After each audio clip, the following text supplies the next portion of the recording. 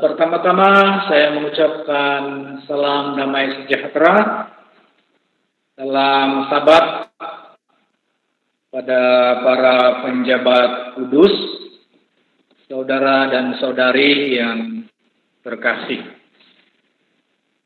Pertama-tama saya juga mengucapkan tahniah kepada Gereja Bawang karena begitu bersungguh-sungguh mengadakan atau menganjurkan kebaktian kebangunan rohani.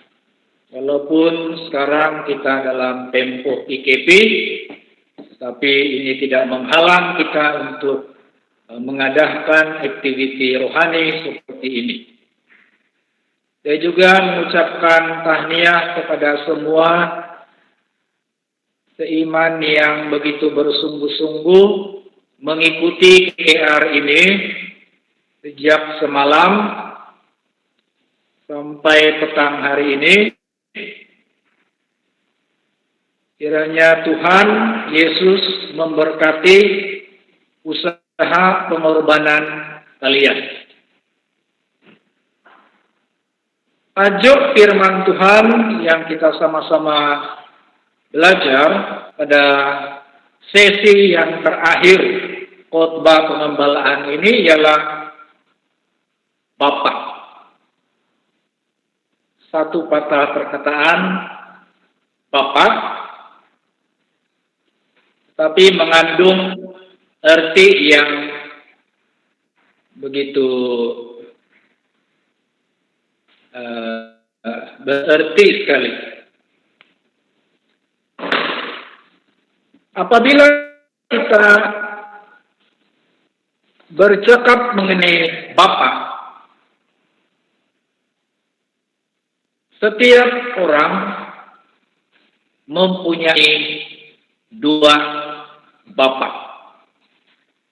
Yang pertama adalah Bapa kita yang di dunia ini, Bapa yang kelihatan, yang boleh kita nampak. Itulah Bapa yang telah memperanakan kita, yang telah membesarkan kita sampai kita berdikari. Dan yang kedua ialah Bapa yang tidak kelihatan. Bapa yang tidak nampak, yang tidak kelihatan, yaitu Allah sendiri. Dialah yang telah menciptakan langit, bumi, dan segala isinya. Dialah Bapa kita. Roh Kudus yang Tuhan curahkan di dalam hati kita membuktikan bahwa kita adalah anak-anak-Nya. Baik, di dalam kesempatan ini kita akan belajar 7. Saya sediakan 7 butir peranan yang harus dimainkan oleh Bapa. Saya fokus kepada Bapa yang di bumi ini. Bapa-bapa yang ada di dunia. Itu fokus saya. Apakah peranan kita sebagai seorang Bapa, apa yang harus kita lakukan? Kita belajar poin yang pertama, Bapa adalah pemimpin.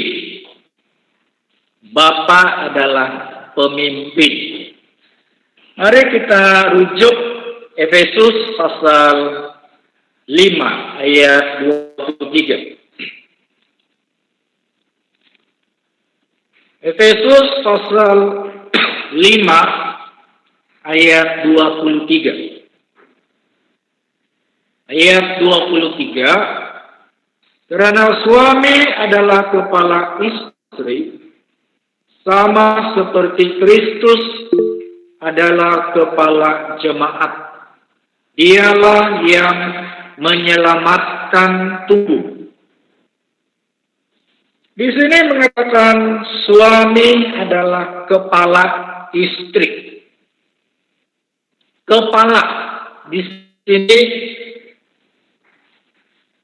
dia setaraf dengan pemimpin. Jadi suami memainkan peranan sebagai pemimpin, bukan saja istri tetapi anak-anaknya. Di dalam Alkitab tidak ada catatan yang mengatakan istri adalah kepala suami. Tidak ada catatan demikian. Tetapi yang dicatatkan di dalam Alkitab, suami adalah kepala istri ataupun kepala keluarga. Jadi, kepala di sini, istilah kepala setara dengan kedudukan seorang pemimpin. Jadi bapak, dia adalah pemimpin. Kalau dia bukan pemimpin di masyarakat,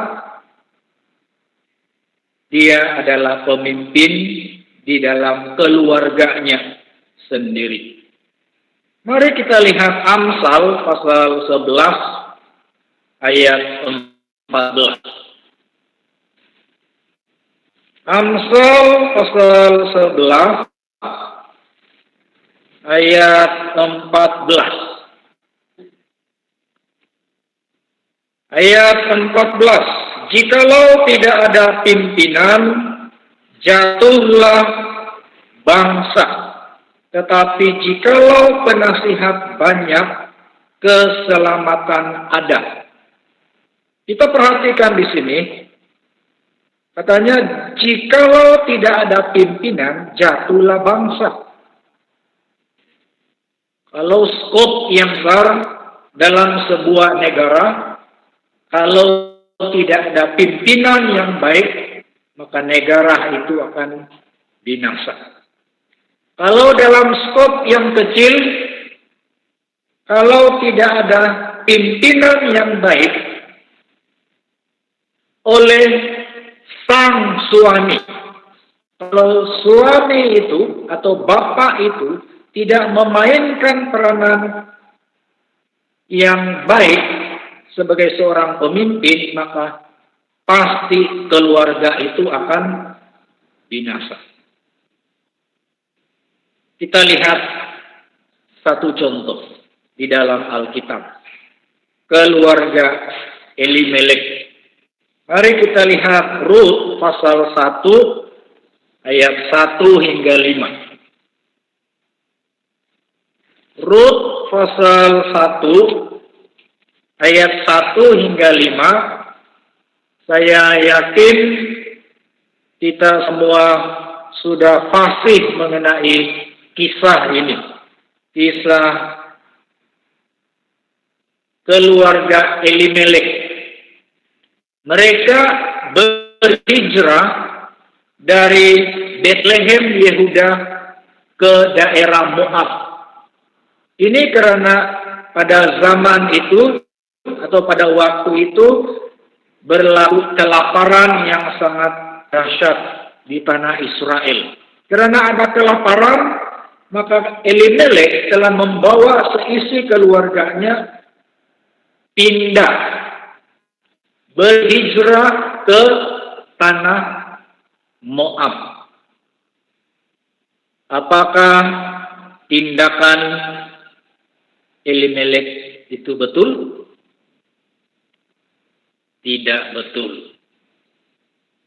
Karena akhirnya setelah mereka berhijrah di Moab dan sudah tinggal di sana selama 10 tahun. Bayangkan 10 tahun bukan yang singkat. Biasanya kalau sudah 10 tahun sudah berakar, sudah mendirikan rumah. Kalau tanam durian memang mungkin mau berbuah, sudah berakar di sana 10 tahun. Malamnya kita dapat lihat di sini kehidupan keluarga Elimelek bukan semakin bagus, semakin baik, semakin berjaya, tetapi sebaliknya semakin merosot. Di sini kita dapat melihat kedua anaknya, Mahlon dan Kilion, mati. Begitu juga dengan Elimelek. Elimelek pun meninggal dunia di situ. Jadi tinggallah Naomi dan dua orang menantunya. Jadi ini membuktikan sekiranya seorang bapak atau seorang suami yang merupakan pemimpin, seorang kepala, ketua keluarga, gagal menjalankan kewajibannya, maka menyebabkan kesan yang tidak bagus, tidak baik kepada keluarganya. Mari kita lihat contoh yang baik. Nah, tadi contoh yang tidak baik. Sekarang kita lihat contoh yang baik. Bapak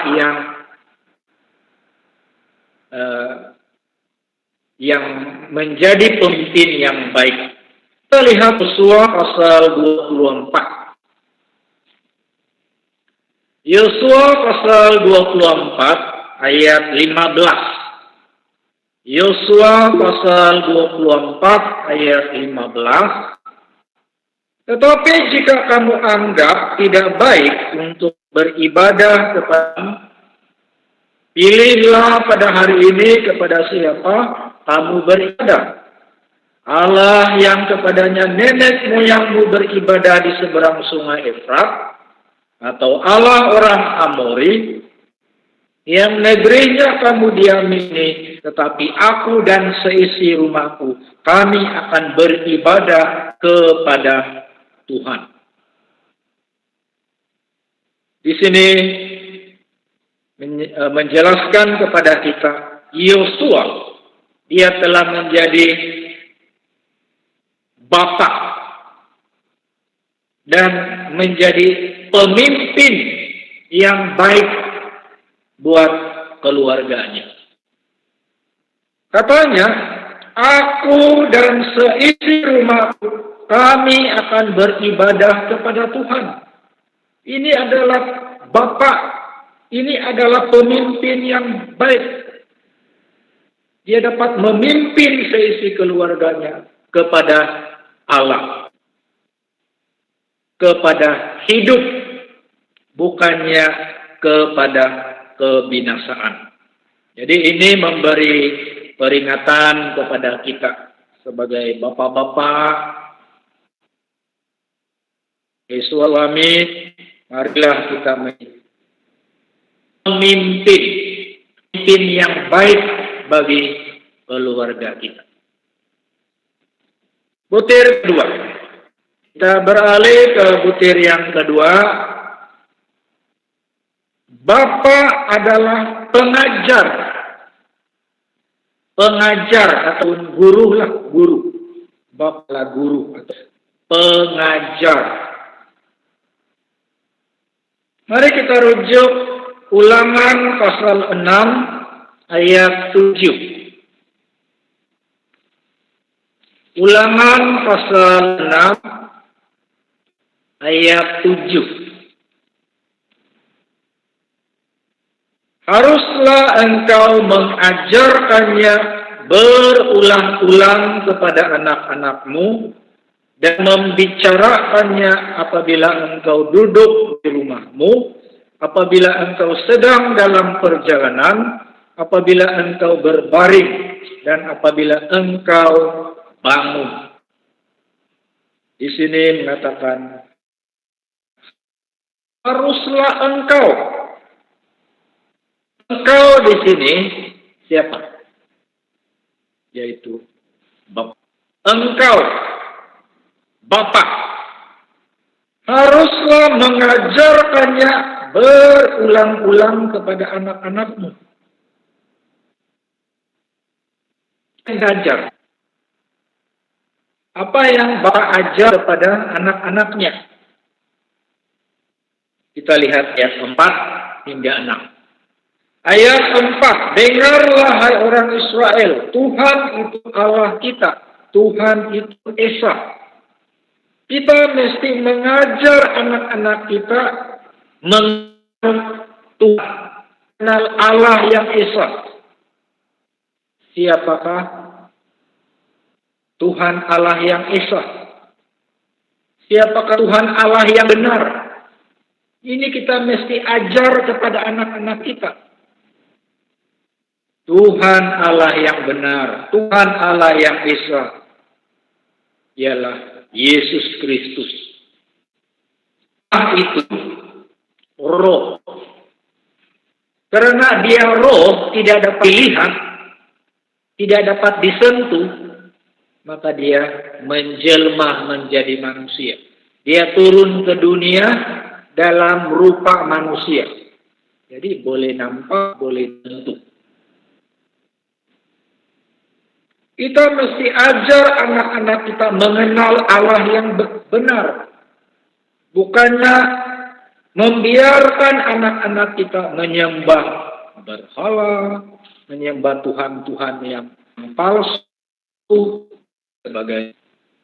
Oke, ayat 5. Ayat 5, kasihilah Tuhan Allahmu dengan segenap hatimu, dengan segenap jiwamu, dan dengan segenap kekuatanmu. Artinya kita mengajar anak-anak kita mengasihi Tuhan Allah. Bagaimana mengasihi Tuhan? Dengan segenap jiwa dan kekuatan. Kemudian ayat 6. Apa yang kuperintahkan kepadamu pada hari ini, haruslah engkau perhatikan. Artinya kita ajar anak-anak kita tentang hukum, tentang perintah-perintah. Khususnya 10 hukum itu. Kita ajar, kita mendidik. Bukan sekali dua, tapi ayat 7 bilang tadi berulang-ulang. Ulang-ulang. Peranan kita sebagai bapak mengajar anak-anak kita berulang-ulang. Baik, yang ketiga. Peranan yang ketiga, bapak adalah pemberi. Bapak adalah pemberi. Memberi kepada anak-anaklah. Mari kita lihat Matius pasal 5 ayat 45. Matius pasal 5 ayat 45. Matius pasal 5 ayat 45. Karena dengan demikianlah kamu menjadi anak-anak Bapamu yang di sorga, yang menerbitkan matahari bagi orang yang jahat dan orang yang baik, dan menurunkan hujan bagi orang yang benar dan orang yang tidak benar. Ini adalah contoh. Contoh Bapa memberi sesuatu kepada anak. Allah yang merupakan Bapa kita yang di sorga memberi apa? Menerbitkan matahari dan menurunkan air hujan. Ini adalah pemberian yang baik, dan pemberian Allah ini tidak memandang muka. Apakah orang itu benar ataupun tidak benar. Tuhan menerbitkan matahari. Matahari adalah sumber kehidupan. Begitu juga dengan air hujan. Air adalah sumber kehidupan. Nah, ini adalah contoh. Tuhan telah memberi contoh yang baik kepada kita. Dia memberi. Justru hari ini kita sebagai bapun harus memberi. Memberi pemberian yang baik kepada anak-anak. Apakah pemberian yang baik?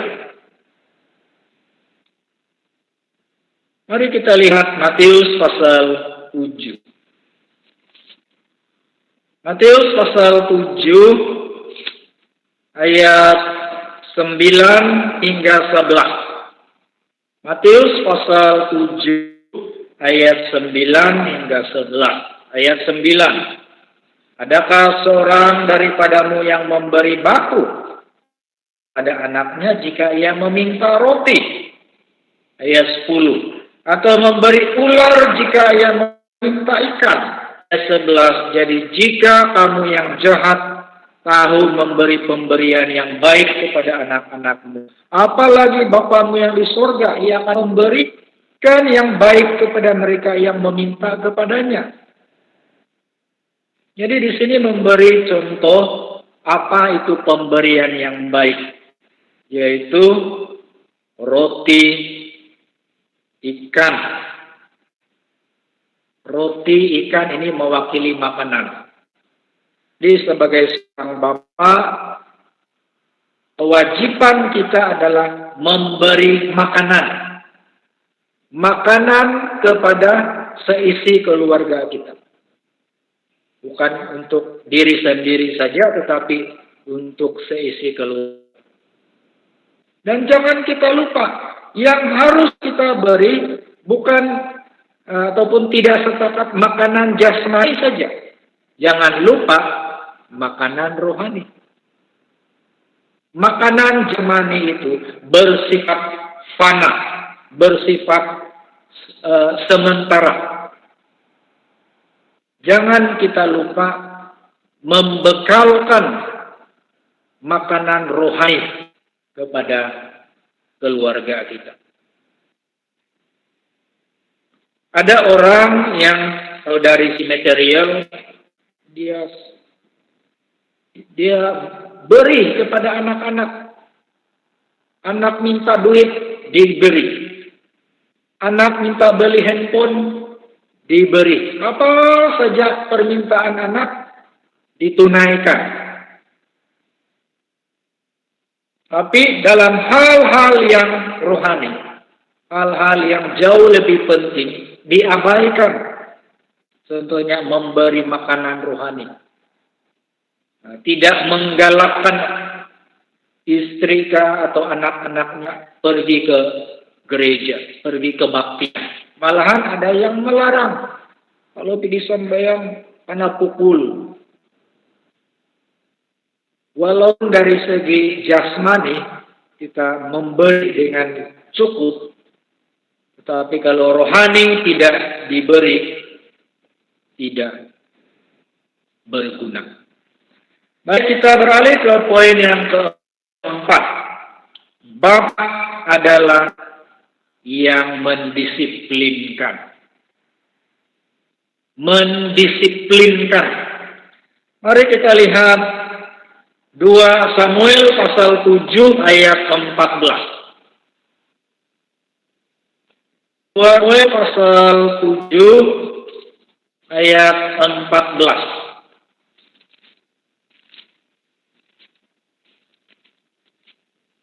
Ayat 14, aku akan menjadi bapaknya dan ia akan menjadi anakku. Apabila ia melakukan kesalahan, maka aku akan menghukum dia dengan rotan yang dipakai orang dan dengan pukulan yang diberikan anak-anak manusia. Di sini mengatakan apabila ia ialah anak. Kalau dalam skop yang luas, ia di sini ditujukan kepada manusia lah secara keseluruhannya. Kalau manusia melakukan kesalahan, pasti dihajar oleh Tuhan. Kalau dalam skop yang kecil, merujuk kepada si anak lah. Kalau anak itu melakukan kesalahan, pasti dihukum atau didenda, didisiplinkan. Banyak untuk di dalam Alkitab bagaimana bapak mendisiplinkan anaknya. Nah, kalau dalam skop yang Allah yang merupakan Bapa Sorga pernah mendisiplinkan orang Israel. Karena orang Israel ini menyembah berhala, melanggar ketetapan hari Sabat, Tuhan hajar mereka. Tuhan mendisiplinkan mereka dengan membiarkan bangsa asing menyerang kerajaan mereka, membinasakan kerajaan mereka, malah mereka diangkut, dibawa ke Asyur, ke Babel sebagai tawanan selama 70 tahun.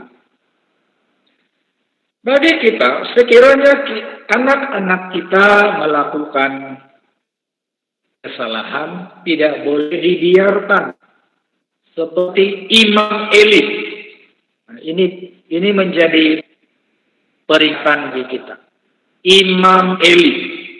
Alkitab jelas menunjukkan anak-anak Eli secara terang-terangan melakukan dosa di kemah pertemuan. Mereka tidur dengan perempuan-perempuan yang ada di situ, yang melayani di situ. Imam Eli bukan dia tidak tahu, tapi tidak mendisiplinkan. Dia biarkan anak-anaknya. Akhirnya Tuhan sendiri yang menghajar. Dalam kitab Amsal banyak ayat rujukan tentang mendisiplinkan anak dengan rotan. Misalnya Amsal pasal 11 ayat 7. Amsal pasal 11 ayat 7. Jadi kita boleh mendisiplinkan atau menghukum anak yang telah melakukan kesalahan, tapi harus berpada-pada. Saya sangat tarik dengan satu ungkapan, boleh mendisiplinkan anak dengan kesakitan. Boleh mendisiplinkan anak dengan kesakitan, tapi bukan kecederaan. Bukan kecederaan. Maksudnya kalau anak itu melakukan kesalahan, kita hukum dia. Misalnya kita rotan dia. Janganlah sampai telinga putus, tangan kaki patah, ya. Anggota-anggota tubuh yang lain cedera sampai berdarah-darah. Seperti dulu sewaktu saya bertugas di bagian pedalaman, saya ajar itu anak-anak lah. Saya mengajar kelas pendidikan untuk anak-anak kecil, tapi saya perasan satu budak, dia tidak dengar. Dia punya suara cukup kuat, sudah jelas sudah, tapi macam dia tidak dengar. Mungkin ada masalah dia punya telinga ini. Memang betul, ada masalah telinga. Bila saya cerita-cerita dengan rekan-rekan, ibu dia selalu tampar dia. Kalau anak itu melakukan kesalahan, dia terus pukul dengan cara yang sampai cedera lah. Jadi tidak heranlah dia punya telinga rusak sudah, tidak dapat dengar sudah. Jadi tidak boleh demikian. Boleh kita mendisiplinkan dengan kesakitan. Sampai anak itu nangis, kita rotan. Tapi jangan sampai cedera. Apalagi sampai mati kan. Baik, kita lihat yang kelima. Poin, Bapa adalah pelindung. Bapa adalah pelindung. Mari kita lihat Amsal pasal 14 ayat 26. Amsal pasal 14 ayat 26. Ayat 26, dalam takut akan Tuhan ada ketentraman yang besar, bahkan ada perlindungan bagi anak-anaknya. Tuhan Allah adalah contoh Bapa yang baik, Bapa yang melindungi. Di dalam Alkitab ada dua binatang yang sangat jauh bezanya. Pertama, burung unta. Burung unta, kalau kita lihat dalam kitab Ayub 39 ayat 18. Ayub 39 ayat 18. Burung unta ini, bila dia sudah bertelur, dia membiarkan telurnya di tanah dan diinjak oleh binatang liar yang lain. Dia pandai bertelur, tapi dia tidak pandai jaga telurnya. Dia biar saja dia di tanah dan diinjak oleh binatang lain. Kontras dengan binatang yang kedua, yaitu induk ayam. Induk ayam. Mari kita lihat Matius pasal 23 ayat 37. Matius pasal 23 ayat 37.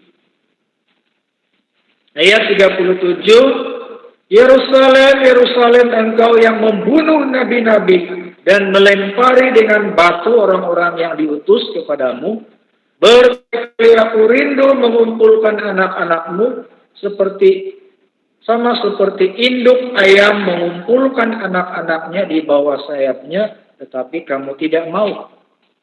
Nah, ini kontras dengan burung unta tadi. Induk ayam, kalau kita nampak itu induk ayam yang baru menetas, baru anaknya baru menetas, telurnya baru menetas. Dia sangat menjaga anak-anaknya. Kalau kita jalan dekat dengan itu induk ayam, dia pergi patung. Artinya dia sangat melindungi, menjaga keselamatan anak-anaknya. Sedangkan ayam ataupun binatang-binatang yang lain dapat melindungi sarangnya ataupun anak-anaknya. Mengapa kita yang merupakan ciptaan yang sangat mulia, diciptakan menurut gambar dan rupa Allah, mengapa kita tidak melindungi keluarga kita? Kita harus seperti Nuh. Nuh, dia telah melindungi, bahkan telah menyelamatkan seisi keluarganya. Dia tidak membiarkan satupun dari ahli keluarganya binasa.